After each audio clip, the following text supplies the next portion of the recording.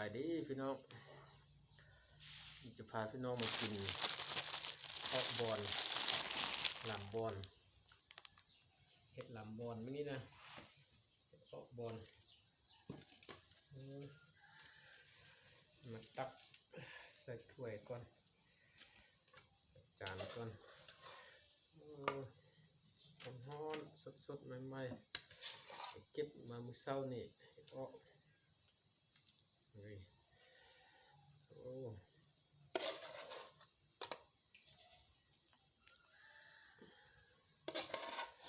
เห็นไร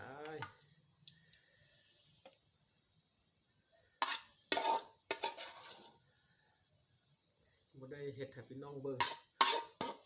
เพาะให้พี่น้องเบิ่ง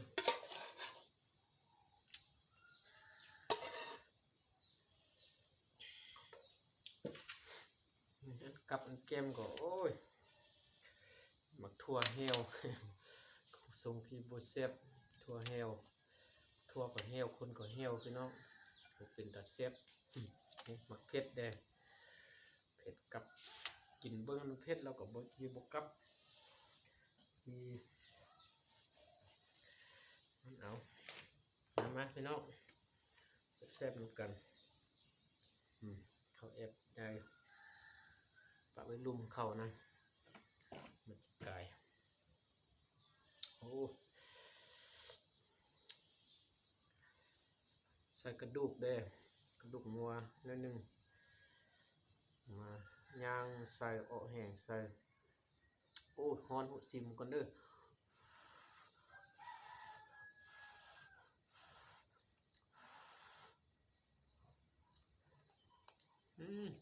ครับ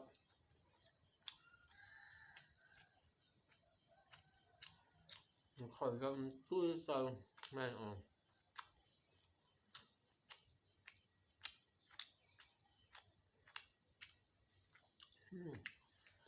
น้ำบ่แห้งปานใดพี่น้องน้ำคุ้นๆน้ำแห้งๆนะคักถ้ากระดูกจะซีนเลยนิดนึงแต่มันยังฮ้อนพี่น้องยังบ่สั่งน้ำเกลือแซ่บๆยังฮ้อนนิดนึงได้พี่น้อง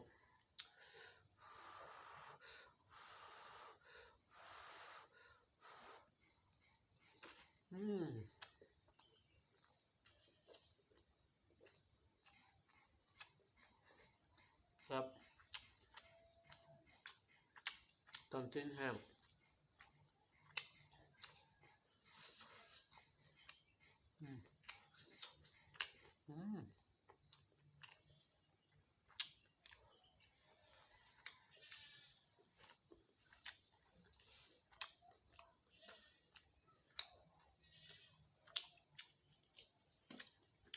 แหนมนี่คือตำกับบ่เห็นตำหัวเนาะแหนมตกขึ้นนี้ก่อน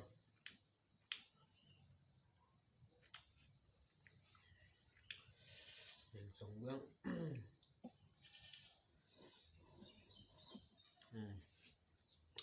ปัดนี้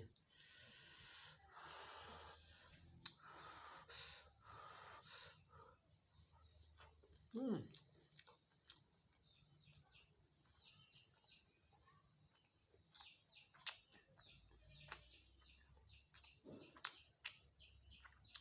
แนว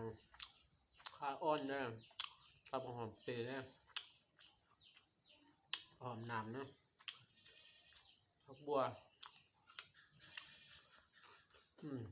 เผ็ดกับแซ่บ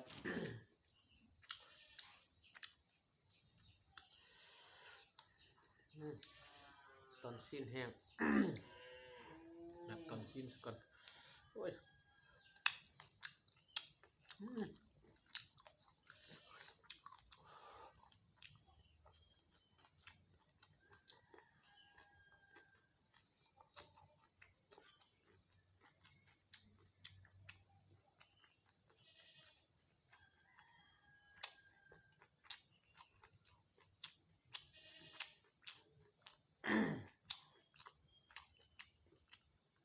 บอนหวานพี่น้อง ก็บนหวาน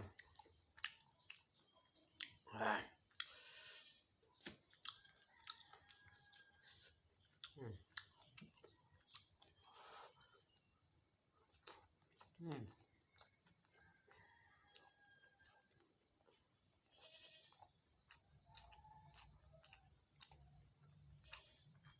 มครับ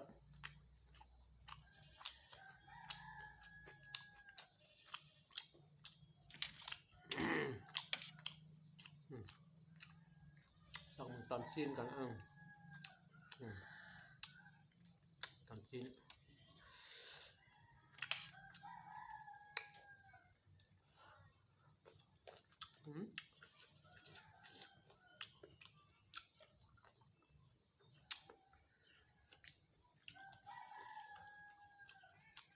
มันก็ดุนิดนึง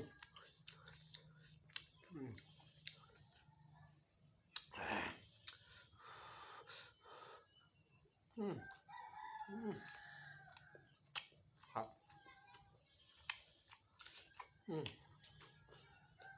น้ำข้าวอ่อนเจ้า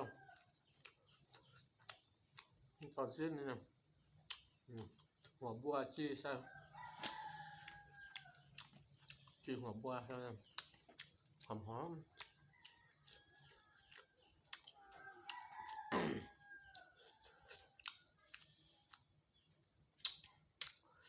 แล้วก็น้ำซีนก่อนเนี่ยข้าวอ่อนหัวข้าวอ่อนใส่หัวบัวก็ใส่ครับ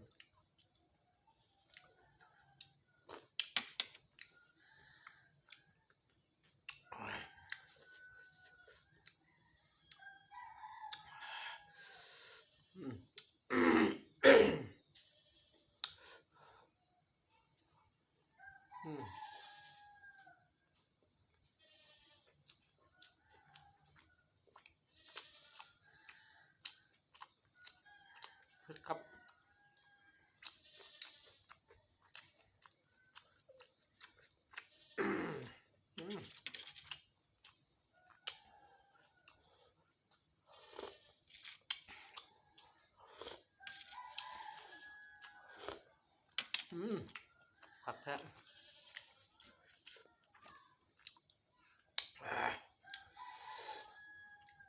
จับเก็ดใจโอ้สะใจเขามีหมักหญ้านิดนึงพี่น้องแต่ใจไปนำ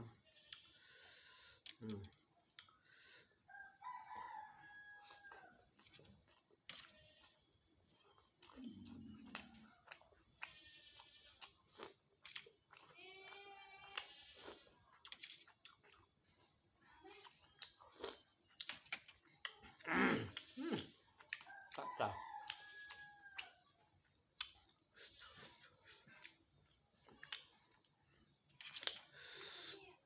ทำกระดูกกระเดี่ยวกันเนอะโอ้เปื่อยเต้พี่น้องก็อยากเล่นกระดูกแดง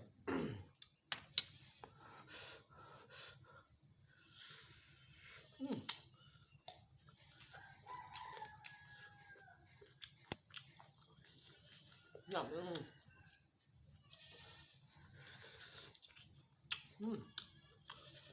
ชัดแล้ว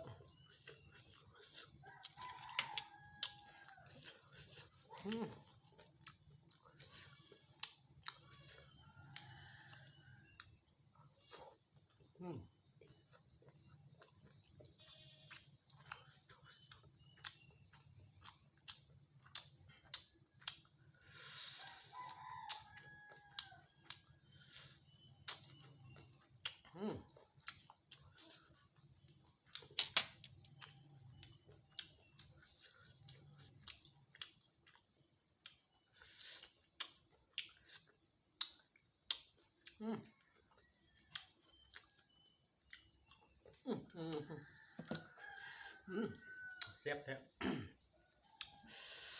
ก็บอลดู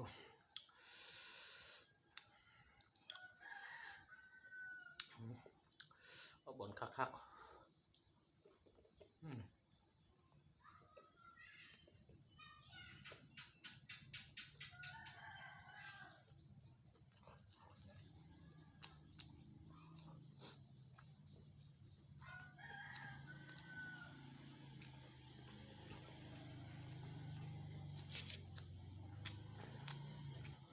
เอาตอนกัน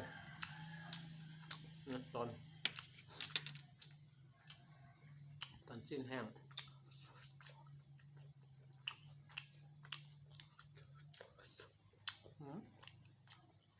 จับพี่น้องเปลือกอ่อนพี่น้องเบิ่ง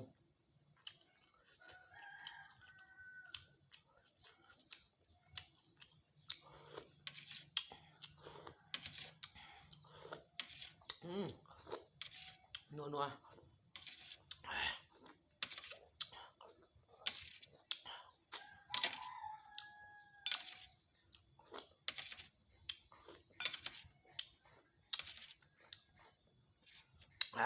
โอ้คัก